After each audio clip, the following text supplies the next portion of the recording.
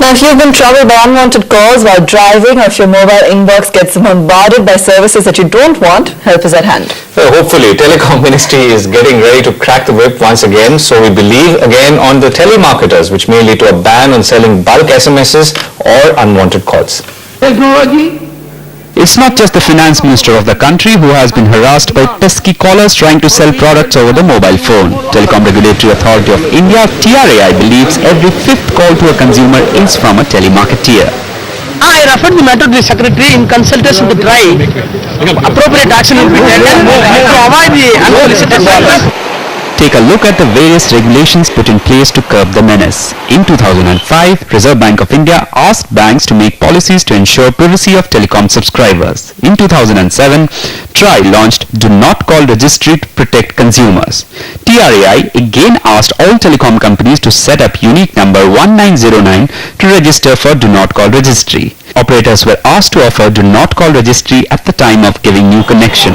Despite all efforts, the menace continues. In 3 years, only 27,292 telemarketing agencies have registered with the government. This means calls or SMSs from any other telemarketing agency is illegal.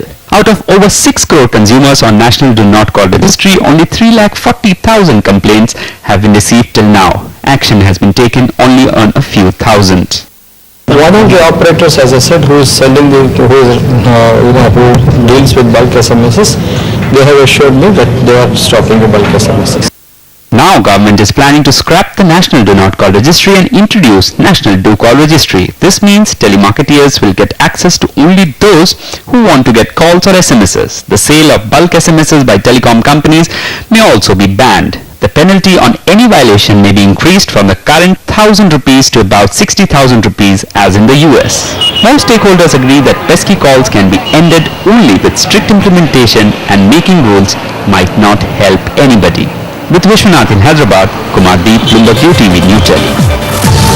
Well, so is the government serious about ending this menace? Joining us now is Girish Batra, chairman of NetAmbit, a company representing the interests of the telemarketing agencies. Girish, thank you very much for joining us. Would you agree that these telemarketing calls are a menace? Yes, I think if somebody has got registered himself on NDNC and still gets a call, definitely it's a menace. But if somebody has chosen not to register himself, then obviously you can't, I won't like to term it as a menace. So then would you agree with the government that if they do change from Do Not Call to a Do Call Registry? No, so I think my views are as follows. I think so government has definitely mooted a paper which is asked for views on Do Call as well as National Do Not Call kind of arrangements. As a country, we've been on to National Do Not Call for quite some time. And my views are like this, especially while moving to Do Call, I don't think all the issues are going to get resolved, and I think a lot of those issues will still continue.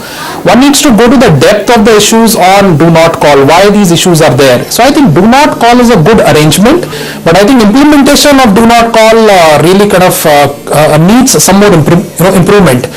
And I would like to highlight some of the reasons why the implementation has been poor. So one, when I'm saying it's been poor, I really do not mean that it's really not improved. If you see last 4-5 years, there has been a definite amount of improvement, in TRAI paper in itself speaks about all those improvements while implementing Do Not Call.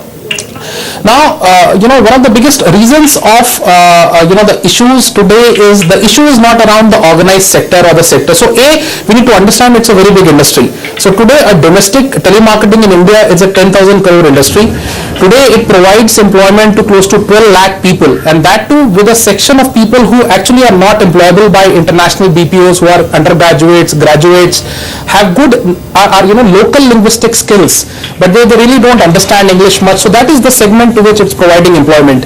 There are NASSCOM figures which state that by year 2012 it's going to provide employment to around 20 lakh people in this country. This is the direct employment, and there's going to be another 80 lakh people who will indirectly benefit out of this industry. Now, having said that, today the issue is largely because there are, this industry also has a large portion of people who are unorganized, small mom and pop shops, and the issue has been that as a system, as a framework, we have failed to include all of them in terms of getting them registered on TRAI.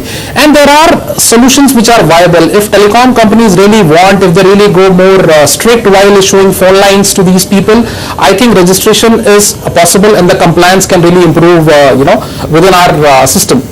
Also, I think if you see, the users of this industry is basically banks, insurance companies, real estate companies, and a lot of other companies like companies which are into providing employment, these placement consultants, etc. A lot of them use this to reach out, especially to smaller towns, and it's a very great medium of reaching out to the smaller towns.